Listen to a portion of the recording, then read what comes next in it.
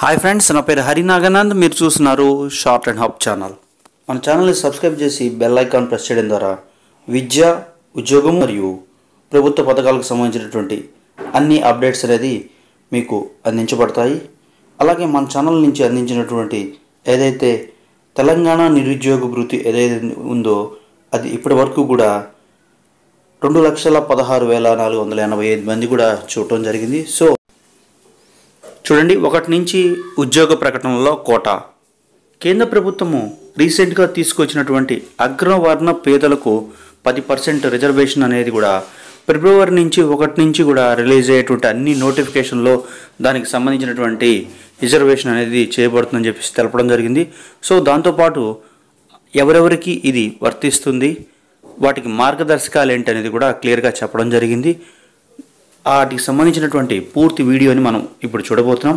అలాగే ప్రైవేటు విద్యా సంస్థల్లో కూడా రిజర్వేషన్స్ అనేది తీసుకురాబోతున్నారని చెప్పేసి మనం ప్రీవియస్ వీడియోలో చెప్పుకోవడం జరిగింది. సో దానికి సంబంధించినటువంటి వీడియో ఎవరైనా చూడదలుచుకుంటే మన ఛానల్ని విజిట్ చేయండి. అలాగే మన అఫీషియల్ వెబ్సైట్ shortandhub.comని విజిట్ చేయడం ద్వారా మీరు మరిన్ని వీడియోలు అనేది చూసే అవకాశం ఉంటుంది. సో చూడండి, ఏదైతే కేంద్ర ప్రభుత్వ ఉద్యోగాలు సర్వీసుల భర్తీకి ఫిబ్రవరి 1 నుంచి జారీ చేసే అన్ని నోటిఫికేషన్లో కూడా ఈ 10% కోటా అనేది వర్తిస్తుందని చెప్పి చెప్తున్నారు. ఈ మేరకు కేంద్ర సిబ్బంది వ్యవహారాలు శిక్షణ శాఖ శనివారం ఉత్తర్వులు అనేది జారీ చేయడం జరిగింది.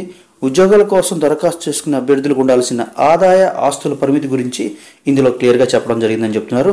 103వ రాజ్యాంగ సవరణ చట్టంలోని ఆర్టికల్ 15(6), 16(6) ప్రకారం కూడా కేంద్ర ప్రభుత్వంలోని సివిల్ పోస్టులు, సర్వీసు, విద్యా సంస్థల్లో ప్రవేశాల కోసం ఈ 10% అనేది కల్పిస్తున్నామని చెప్పి చెప్పడం జరుగుతుంది. ప్రస్తుతం అమల్లో ఉన్న ఎస్సీ, ఎస్టీ, ఓబీసీ రిజర్వేషన్ల కిందకు రాని కుటుంబ వార్షిక ఆదాయం 8 లక్షల లోపు ఉన్న వారికి మాత్రమే ఇది వర్తిస్తుందని చెప్పేసి చెప్పడం జరుగుతుంది.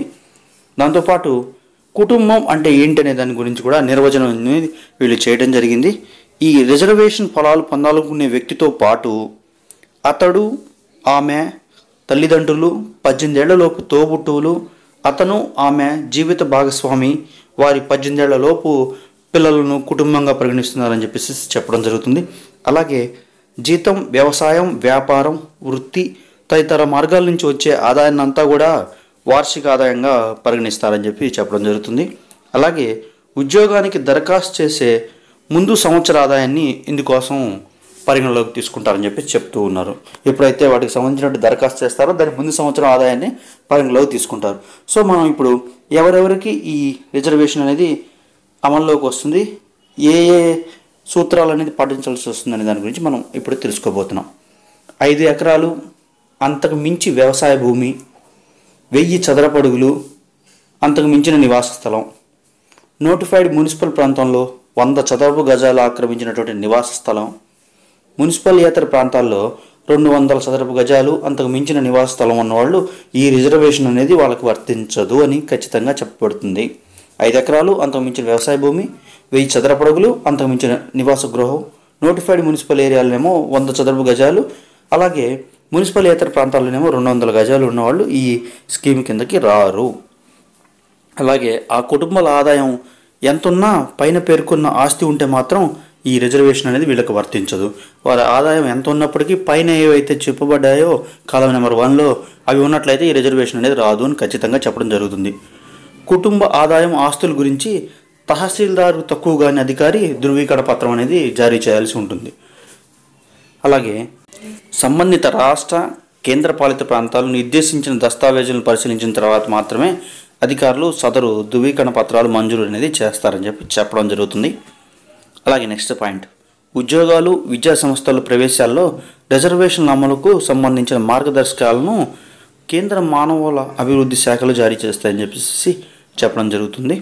అలాగే నెక్స్ట్ పాయింట్కి వచ్చేటప్పటికి కేంద్ర ప్రభుత్వ పోస్టులు సర్వీసుల్లో ఫిబ్రవరి 1 నుంచి కూడా నోటిఫై చేసిన అన్ని పోస్టులకు కూడా దీన్ని వర్తింపజేస్తారని తెలుస్తుంది. అలాగే రోస్టర్, ఈడబ్ల్యూఎస్ రిజర్వేషన్ అమలు విధాన ప్రక్రియ గురించి కూడా ప్రత్యేకంగా మార్గదర్శకాలు అనేది విడుదల చేస్తారని చెప్పడం జరుగుతుంది. సో మనం ఈ పూర్తి వీడియో ద్వారా కూడా ఏదైతే కొత్తగా తీసుకురాబోతున్న చట్టం అనేది ఫిబ్రవరి 1 నుంచి కూడా అన్ని శాఖల్లో కూడా ఇది ఇంప్లిమెంటేషన్ చేయడం జరుగుతుంది.